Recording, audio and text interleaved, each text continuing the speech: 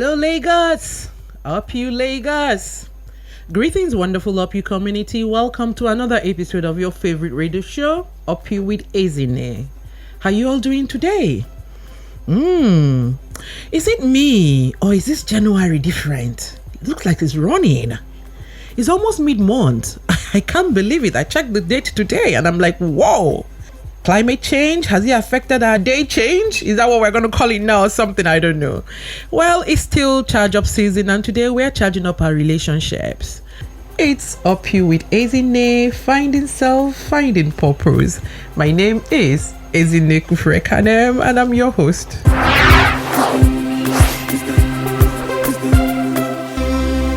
The topic today is charge up your relationships. Relationships. Something every woman knows something about. Yet, there's still much to be learnt. Relationships have been around since the beginning of time. Therefore, it's no surprise that they have been the bedrock of many things throughout history, such as family, community, and even our goals. They are the cornerstone of happiness and living a full life. This is because they come with a wide array of rewards or frustrations depending on how we run our relationships.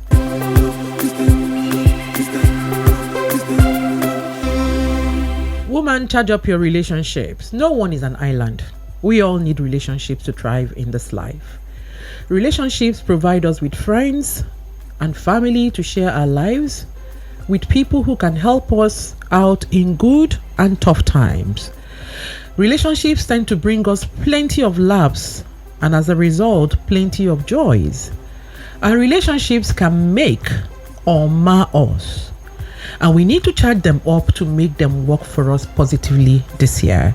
Keep it locked on Up You with Ezinne. Let's learn together. Our discussion topic remains: woman, charge up your relationship.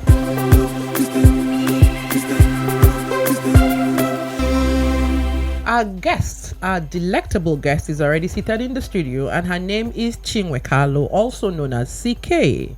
She's a relationship and marriage counselor and a coach. She's founder of Dove Eyes, a program that started as a radio program targeted at young women to help them understand the need to embrace the God factor in their decision making, especially as it concerns relationships and marriage. It later grew and became Talk with Chinwe Kalu, and the focal audience grew to include the family unit as she focused more on giving godly counsel for building strong families. She also has a YouTube channel where she lends her voice to issues concerning relationships and marriage. Currently, Chinwe heads the counseling unit of a faith-based organization, the House of Freedom, in which she oversees the entire counseling structure and processes of the organization. Chinwe has written many articles and stories on family, marriage, and even singlehood. In a number of local and international platforms, she sees herself as a woman on a mission to foster sanity in the family space. She believes that the chaos in our world at large, and Nigeria in particular, is the fallout of the broken family, and she's charged up to keep the conversation going through whatever platforms till these worrisome statistics on family and marriages improve. Dear listeners, I'm sure you now understand why the person talking to us about charging up our relationships today is the one, the only Chinwe Kalu, known as CK. Let's welcome her. Thank you so much, Ezinne, for having me. It's really good to be here. I appreciate this opportunity. You look amazing. Dude, thank you. So do you, actually. Oh, thank you. And you look so well put together. It must be in a good relationship. Well, it helps. It helps where you are. It helps. It helps, right? Yeah, it does. To make you look together. Oh, yeah? yes, it does. Okay. It does. Okay. We're going to run on this one. So I'm going to open the studio lines very quickly. So the number to call, the number to text, the number to WhatsApp is 0913 6000 410. The phone lines are officially open so that you can be interacting with Chinwe in real time as we go. CK, we're going to run with this, yeah? Okay. Because I need you to say a lot of things to us because you see relationships. Okay, no, I won't run away with that. So I'm going to ask you. So what's your perspective to this topic we're discussing? Well, we're talking to women, and even from the beginning, like you said earlier, women were created for relationship. Remember, if you remember the story, the Adam and Eve story, that's our beginning story, right? Adam was alone, and he wasn't complaining. He wasn't lonely. He wasn't asking God for anything. He was he was happy in the garden and, getting along with the animals. Do you understand? Yes. And then all of a sudden, God looks at him and says, no, this isn't good. And brings a woman to be with him. And that's just the beginning of relationship between human beings. So women are created for relationships. And that's why, if you want a relationship to thrive, just throw a woman in there. Somehow it will get going, That's just how we are. We are created for relationship. As we come into Adam's life, we begin a whole life starts. Until she came, there was almost nothing, And then she comes and then life begins. So women and relationships go hand in hand. That's 5 and 6. Yes, 5 and 6. We are created for relationships. We thrive in relationships. Okay, so you cannot really separate the woman from relationships, really. And that's my take on, how we operate in relationships. I really do like your take. You can see that I'm furrowing my head, meaning that it's sinking in. I never thought of it like that. Yeah. Adam was okay. Yes, he wasn't complaining. And they now brought us. Yes. And said, okay, let the relationship start. Interesting. Yeah. I like your perspective. So now, CK, so for purposes of this discussion today, could you please define a relationship? It's really simple. It's a connection, an association between people. However, the quality of that relationship is what now makes relationship a topic, okay? Because we find that in our time, relationships can go south or north, and we have to manage ourselves around our relationships. So it's not just that it's a relationship, but what is the quality of this relationship? So a relationship is a connection between one or two people. People. Multiple people. Single people. I mean, it doesn't matter how many. The thing is, I'm relating with people. Now, that the relationship can start based on different things. It can be you met someone in school and you met someone at work, you marry someone and then you have children, you have relationships there. It can be anything. There's just a commonality. For a relationship to thrive, there usually would be a commonality. There has to be a common thing. Something that connects us. A connection. Yeah, a connection. So usually, when you have a connection, I start thinking of electricity. So that means if I plug something into something and there's a connection, I get energy back. Yes. I get light. Yes. I get life. Yes. I get the relationship. Yes. So we must have to have that connection. Yes. So what we are trying to do this morning is for you to teach us in a very nutshell how to put the plug, the spark in the connections that we have, so that it can serve us. Yes. Because if I plugged my charger in and there was no connection, my phone won't be charging. So I might be thinking I have a relationship with CK that isn't plugged into anywhere. Yes. And I'm just thinking I have a relationship with CK. But that's not really a relationship. Oh my Because there must be a plug. I like the way you are breaking these things down. There must be a plug. Wow. There must be something that causes that relationship to thrive. And that is where, talking about relationships now becomes a big deal. So such things as trust. The first thing that must be in a relationship for it to thrive is trust. Now, the trust that I have between me and my husband cannot be the same level of trust I expect from you, isn't it? Because we are friends. You know what I mean? But there must be trust. There must be faith in what we have. There must be something. Our belief systems must kind of connect. We must be able to communicate with each other. We must be able to feel free with each other for our relationship to thrive. We must be able to, share life together without too much friction. And where there's friction, we should be able to iron things out without killing each other. That is what are the characteristics of a thriving relationship. Okay, I hear you. I hear there has to be trust. I hear there has to be freedom. Yes. I hear there has to be communication. Yes. I hear we must have some things we share in common. Yes. I hear we must be invested. Yes. Oh, wow. Largely so. Oh, wow. Largely so. There must be respect for one another, respect for our feelings, respect for our boundaries, respect for the things we do, the people we are. There must be respect. mutual respect. So these are the chargers. Yes. We'll come back to them. Yes. You see, when you're enumerating these things, it begins to look like we're narrowing down to a certain kind of relationship. But a woman has so many types of relationships. Yeah. Can you please enumerate some of them? Well, I can think of, 3 that you can now broaden. Family relationships. You start out being a daughter and a sister, and then you grow, you become a wife, and then you become a mother. In effect, you have parents-in-law, family-in-law, and you have extended family. You have aunties, uncles, and so you have family relationships.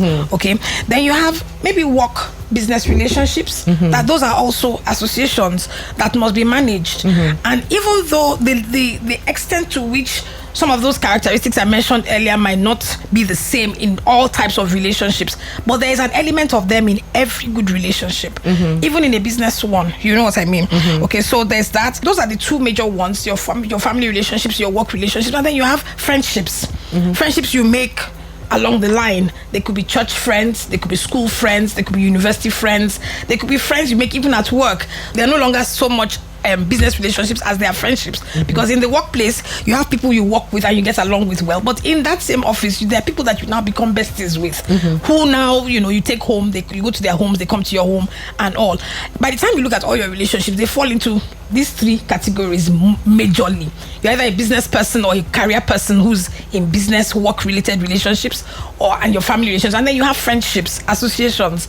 Then a little further you can say larger relationships like professional relationships in the sense that you belong to professional bodies and things like that. Yes, but that would also fall under work relationships. Thank you very much, TK. So what you have actually just done in enumerating these things is to show that in every area of our life, in every aspect of life, what runs it? Our relationship. Practically or is relationship. Yes. So whether at work, at play, at rest, it is relationship. Absolutely. So whether you're going, I earlier said that the kind of relationships we have can either make us or mar us. Yeah. I'm going to stretch it a bit and say the person you finally end up with will either help you get to where you're going to or keep you seated down somewhere. So knowing all of this, knowing that you can either move 1 step forward because of the relationships you have, or 2 steps backwards because of the relationships you have, how do we go about forming relationships? Sorry. Another thing, there's some people that just have all the right connections. You're looking for someone, you call that person, they tell you, okay, give me a second, and they come back and they give you what you want. That's because of the kind of battery of relationship they build. Then there's some people that just don't have any. So how do we get about building the kind of relationship that we need? Because I also read somewhere that we're actually 3 degrees away from whoever we need. Yes. So how do we build these relationships to be able to get the things we want done? Typically, we must always understand that, like you said earlier, life is about relationships, and so we must be committed in our hearts to creating good relationships. So as you're going out or you're going on your normal journey, you should be seen, you should try to be, position yourself to be seen as someone people want to be with. Okay, so we meet, and then the chemistry that comes between both of us is a function of both you emitting some chemistry and me emitting some chemistry.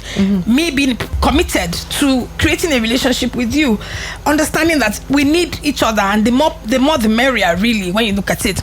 And so at every point in time, you must be positioning yourself to be seen as someone people want to be with. And how do you do that? The word of I always bring this in. I wanted to say the word of God. It says, no, it's okay. You must show yourself to be friendly. And that's where it starts. Just make up your mind that I will show myself to be friendly. And so when you go out, open up yourself. Be open to the fact that people you meet are not going to eat you up. You have that choice to say, this person is not good for me, I'm walking away. But make the effort to meet people, to be friendly, to show yourself friendly, and be open to the fact that relationships matter and that you want to create relationships. Let me give you an example. Many years ago, I went to a function, a women's function, and we're all seated at the table, and there was this lady sitting next to me, And like I said, position yourself to be seen as friendly. She, we smiled at each other a couple of times, but it would have taken one of us to reach out to the other for anything to happen. Break the ice. And so I just say to her, hi, how you doing? My name is Chinwe Kalu. What's yours? And she tells me her name. And from then on, it becomes very easy to talk to her. She tells me what she's doing. And at that time, I was preparing to start something new. And what she was doing kind of aligned with what I was doing. I also found out that she was married to a close university friend. She's sister-in-law to a close university friend from long ago that was my good friend in university. And so look at all the coincidences. She happened to have something that I needed. She happened to be a friend's sister-in-law. It just made it so easy for us to connect. And do you know that offering she had became a major part of my business for a long time after, that meeting. So the next time she gives me her phone number at that meeting, and I call her. I'm ready to do this. Can I come over and check you out? She says, yes, come over. I get there. I love her facility. And we use that facility for at least 5 years. And in fact, even up till now, we still use the facility whenever we need to. So what am I saying? And then, of course, if I need to recommend that type of facility to anybody, my first option will always be to recommend her. So has she done any business with me? Not really, and in terms of patronizing me like that. But I have worked with her for many years based on the fact that we had that meeting. Nobody introduced us. We just met each other at that event. And that's the spirit of just being open to the fact that relationships are good things. Do you know that in Africa, we kind of tend to think that, be careful, you're meeting somebody new, everybody is cautious, everybody is, you know what I mean, everybody is looking behind you, you're like, be careful, you can't share everything. Meanwhile, you meet a Westerner, you mean an American in the plane next to you, she will tell you her entire life history, tell you she's doing chemo, tell you she's, and it all, and I mean, you think about it, they are far more productive than we are with all our, guardedness and all. Just be open. Be open to relationships as a woman. It's really just that simple. Be open. But openness is a state of the mind. You understand? And until you tell yourself it's beneficial to you, you're not really going to be able to do it. So you need to just come to terms with the fact that this thing is needful. Therefore, I open up myself and just let it roll. And it will roll. The studio lines are open, and the number to call, text, or WhatsApp is 0913 6000 410. Please call us to engage Chinwe. Chinwe, thank you. You've just said it all. You get on a plane with someone, a total stranger, and you're doing not even a 6-hour flight. You're doing a shuttle, yes. Just a 1 hour thingy. Let's say you're going from London to France or something like that. And the person tells you everything, and you're asking yourself, so what am I hiding? I mean, you have people that are your friends here, that you've been friends for all of your life, and they are going through stuff, and they're not telling you. Don't even know, and then they build up resentment. Yes, you're not coming forth for them. You're not coming through for them. Meanwhile, they are not sharing. I think in this part of Africa, they we're supposed to be witches and wizards. Yes, and all that stuff to know what is going on with the next person. Yes. Okay, so that's why we're having this conversation. You see, women are very emotional. Yes. And more often than not, we allow our relationships to overlap. In fact, there's one now that the Gen Zs have coined called situationship. Where I'm not really sure I'm into you or not, but you see, situation has put us together, so we might as well be in a relationship. These people are teaching us all kinds of things, and then you see, we just jump into some, and then you find some people that actually, there's a word that keeps coming to me from my days in secondary school. It's called parasitic. There's some people that just wake up and what they do is to prey on certain kinds of people, and they form relationships with them just so they can get things from them. So you find that we are so emotional, and then we blur the boundaries. So we go from a work relationship, we carry it into a sexual relationship, we carry it into situationship, we carry it into every kind of ship. In fact, online in-laws are shipping people together now, all kinds of things, and then we're hearing all kinds of buzzwords up and down.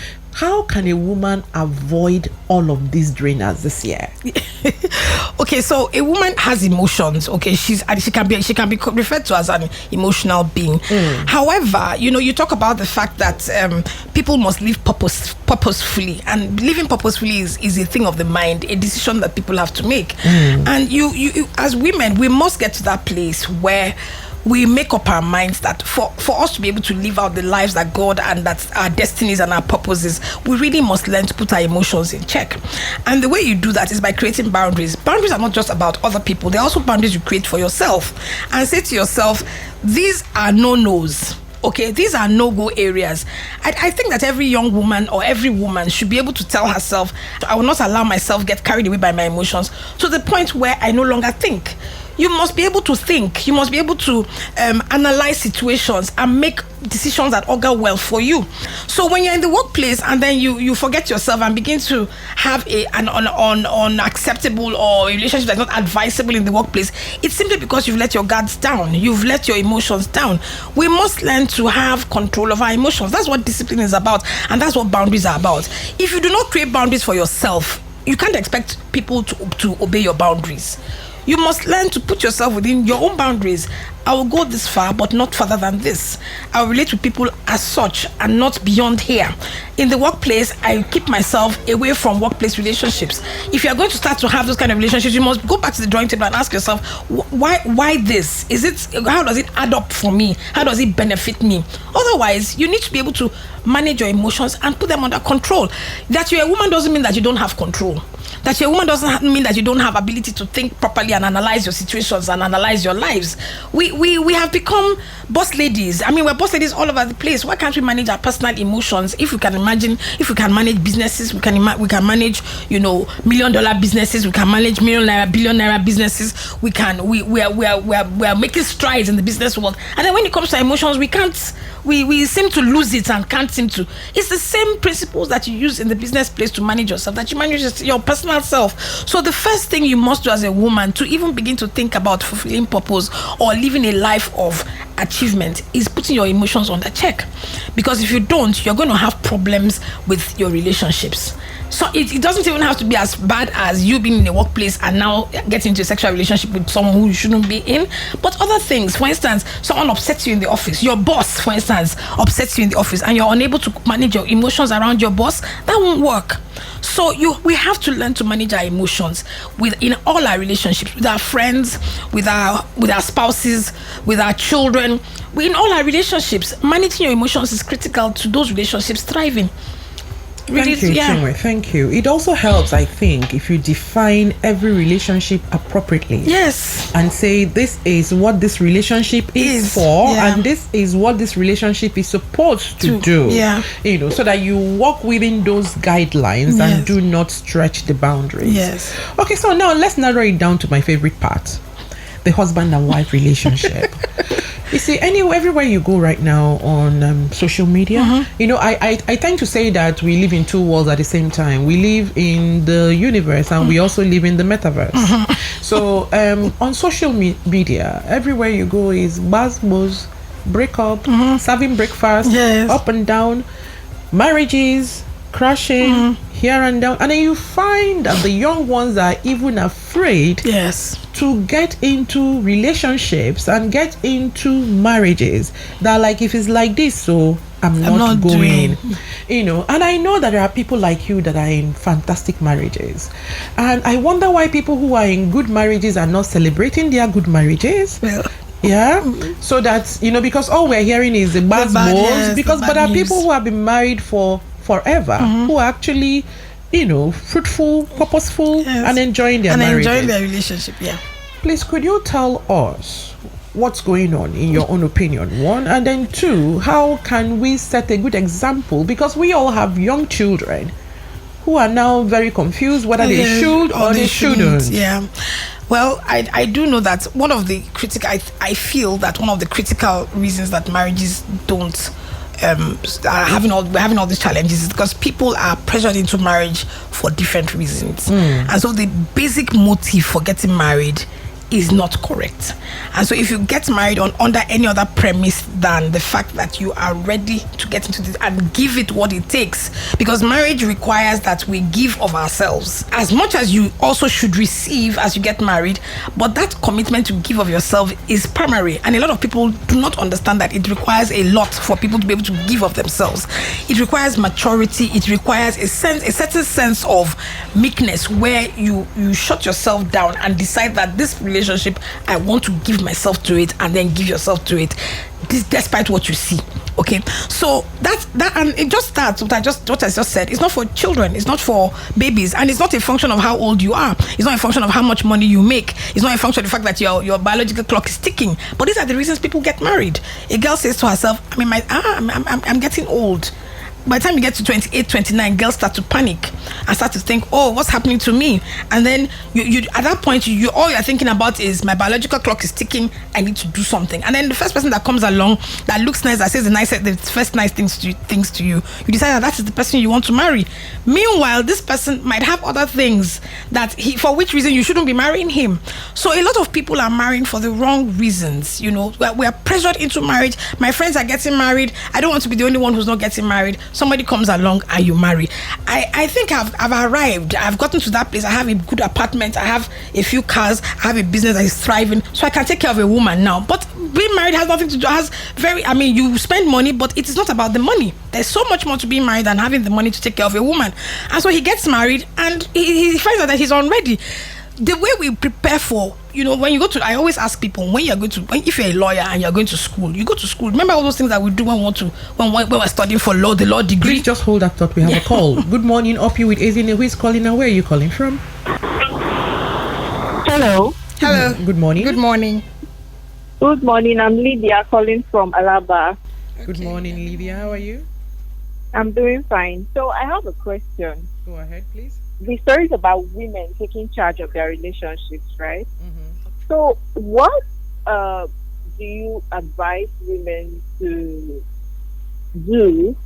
Like women who are in manipulative relationships with their spouse or even their friends, mostly because my sister had an issue recently with her friend where she couldn't go to her friend's wedding. But her friend I knew all the while that her friend was a parasitic friend, but my sister is a very loving person. So, but she couldn't go to her wedding due to some very serious issues. And then she even gave her money, and then the friend angrily returned the money and said that she has to come to her wedding and all and this and that. So, I don't know. My sister is like in a fit. She didn't know what to do. Like that relationship is obviously toxic. She didn't know what to do. What would you advise in such situation? And then for the ones with spouses that are very manipulative and women can't go out of that relationship, maybe due to societal issues and what people would say and maybe their finance and this and that, what would you advise in such situation? Thank you very much. Good question. Chinwe, over to you. Well, the thing about relationships, and that is one point I need to make in this program, the fact that women tend to give of themselves into their relationships. We tend to keep giving in all our relationships, and we don't even really pay attention to what we're receiving, especially when it comes to close friends and family, in terms of especially the husband and the children relationship. You keep giving yourself, and a lot of women are giving themselves beyond what even God expects of them to give, because you cannot give of yourself to the point where you are so depleted that even the essence of who you are is now no longer there. You must retain your essence. You must retain the person that you are. You must demand that people respect you in your relationships. You must demand that people also respond. If you're having a relationship and one person is always the giver, like the situation that has just been described, where the friend has been a parasitic friend and is now demanding more than this girl is now willing to give. So at every point in time in your relationship, you must decide, you must expect that a relationship will be reciprocal. But that's why it's a relationship. If it is not where you are always giving, even to our children, we give and give and give and give and give, and when it's time for us to receive from them, we find out that they're not used to giving you back. And so as our children are getting older and we are now saying, children, we have been here, let's all, they're finding it difficult to respond, and we just accept it. Women must learn to be in relationships that are reciprocal. There's respect, there's trust, there's love, there's giving on both sides. Once there's no giving on both sides, a time will come when this kind of demands come up and you can't give it, or people begin to take advantage of you, including your spouse. So if you are used to constantly giving and whatever, you always go back. A husband beats a wife and they say, what did you two say? You now say, I shouldn't have said it like that, I should have said it somehow. So it's okay for him to beat you if you say something in a certain way. No, it's not. You should remind you should demand of your spouse that there is no condition under which it is acceptable for you to be violent to me. And so if you now tell him, okay, I'm so sorry, I shouldn't have said what I said, I shouldn't have said it the way I said it, what you have said to him is stamped the fact that it's okay for him to beat you up whenever you go out of line.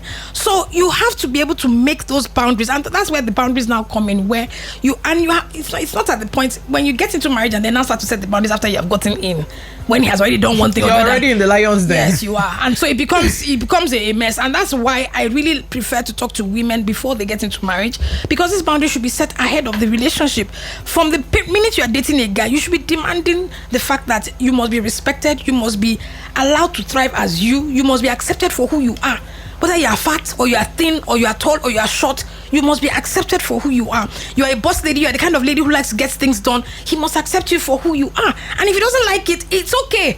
It should be okay for him to walk away without, So by the time you find yourself in a relationship, you are now married, and then you're now saying, you're thinking about what people will say, we have cases now where, because of what people will say, women have died in marriage. Yeah. And so it's important for us to understand that marriage, the relationships that we are in they cannot be parasitic. They must be such that we are also thriving in those relationships. We are also benefiting from those relationships. Otherwise, they are no longer relationships.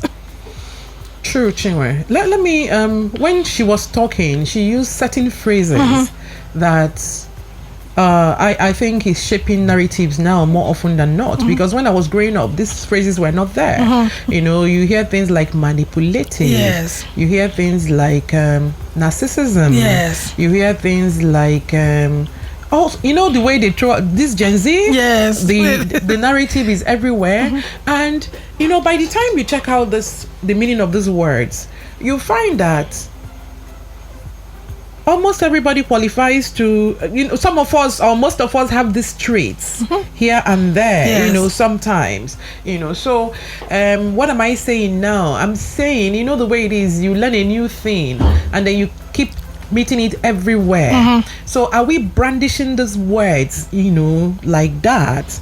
Or is it really a fact that husbands these days are very manipulative? They try to put you under, or because we have read one person's story that manipulative, so therefore we extrapolate it and take. I'm a bit confused. Yeah. What do you think? You're in the coaching business. I think that relationships depend on the people in those relationships, and to the extent that narcissism, every one of us has, everything operates on a spectrum. Manipulation, all of us, there's a spectrum of it. There's always that place where you're trying to persuade, especially as women, we have persuasive skills, you understand? So persuasive abilities. So when we want to get our way or want to get things done, we want things to go the way we want, we have what we do to our husbands to say, darling, babe, honey, and then you do those things and you get those things done. You can call it manipulation, whatever. However, when manipulation gets to the point where the other person is now feeling that I'm out of here, or this is now too much for me, then we have a problem. There's always that, like I said, there's a spectrum. There's a spectrum that's accepted. There's a level on that spectrum that's acceptable in normal relationships. Thank you very much. Yeah. You have made the point I wanted to hear. There's a spectrum. There's a spectrum. So when it gets to the point where you're uncomfortable, that's when it becomes an problem, issue. yes. All right. That's good to know. Thank you, Chinwe. I'm learning a lot from you. But if we keep talking about marriages, we won't go from here today because there's a lot. So everybody, if you have marriage issues, there's Chinwe to the rescue. So Chinwe, now, in my experience, a breakthrough sometimes, more often than not, is a person. Yes. In all of my life, I haven't seen God come down physically. No, he always walks through someone. People. Yeah. So knowing that a breakthrough is a person and a breakthrough is a relationship, how do we, as women, strategically, are there things we can do strategically to build a network of relationship that can fuel where we want to go to, our purposes? Yeah, it's like I've been saying all along, building relationships is critical for us to get to where we're going. Oh, hold it out, please. We have another call. Good morning. Who is calling and where are you calling from? Good morning. My name is Fumi. Fumi, please, can you lower your set so that we can hear you clearly? Okay. Then go ahead and share. All right. I want to quickly ask. There is this young about to wed couple, and I got to her when the lady says that the guy is well to do quite all right and is ready to take care of all the responsibility of the lady and will not want the lady to work. Another time, if the lady talks with another person that is an opposite gender, the guy flares off. And then old friends are not allowed to talk to her. And then even old classmates that they read together was not allowed. And this girl is a first class material, very promising girl. And this guy is saying you're not going to work. Want to get married, and I see that as a red flag. Sorry, are they already married? Yeah, about to in a couple of months. Okay, just hold on and listen to Chinwe. Okay, so you've pointed all the red flags are there, right there. I mean, there's just these are the kind of things I'm talking about. That girl is probably feeling should I not, but at this point the wedding plans are already on, and she's thinking what will people say. She should get out of that relationship fast. When you hear that a woman died because her husband killed her or something, these are the backgrounds against which those kind of relationships, thrive. So if a man tells you he knows you're first class material and says you cannot work, meanwhile you desire to work, nobody has a right to do that to you, not even your spouse. Okay, if a man says your friends, your family cannot come close, that is isolating you. Why should a man decide that he can isolate you? Why is he doing that? And if you're not yet, sometimes women discover these things after they've gotten married. But if you're not yet married and he's telling these things to you, it's a clear run for your life message. Clear. You have no business being in relationship with a man like that. You don't. What he's going to do is when you get married, he's going to just keep tearing you apart until one day you end up in the grave before your time. And he might not kill you physically, but he will kill you emotionally, he will kill you psychologically, he will kill you in every way else. And you just become a shadow of yourself. So you have no business in a marriage relationship. You don't even have any business in a friendship with this kind of person. So you need to run for your life. And everybody needs to be telling her, run for your life. You need to talk to her parents. You need to talk to her family and ask her to run for her life. Thank you, Chinwe. Time is up on us. So I need you to just quickly say your last word. My last words are, women, look out in your relationships. Remember that relationship is about giving and receiving. As you give, put yourself on the front burner as well and expect to receive. Respect yourself in the relationship. Expect yourself to be respected. Love yourself in the relationship. Expect yourself to be loved. Don't keep giving and forgetting yourself, because the quality of the giving you do begins to diminish as you keep giving of yourself and don't get anything in return. You are also deserving of enjoying your relationships. So make sure that you are also enjoying your relationships as you go along. Thank you very much. Thank you very much, Chinwe. Thank you for coming on the show, and thank you for everything you've taught us today. Thank you for having me. This is where we're going to wrap up this edition of Up You with Ezinne. It's been another amazing one. My singular take today is relationships makes the world go round, but they don't work except if you walk it. And while you're walking it, set your boundaries. Give just what you can. Do not kill yourself. Receive when it's given.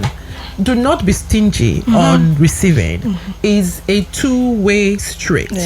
Women, if we work our relationships this year, they will boost us and they will take us to where we want to go to. Please follow us on Instagram, Facebook, Up You with Ezinne. Get copies of our books, and big up to everyone that is involved in creating this magic every week. Starting with you, our dear listeners, our guests, our advertisers, callers, the engineers on duty, my producer, the amazing Up You team. Mainland FM 98.3, the sound of Lagos. You all stay strong, stay blessed, and stay lifted. My name is Ezinne Kalu. Until I come your way next week, it's Up You.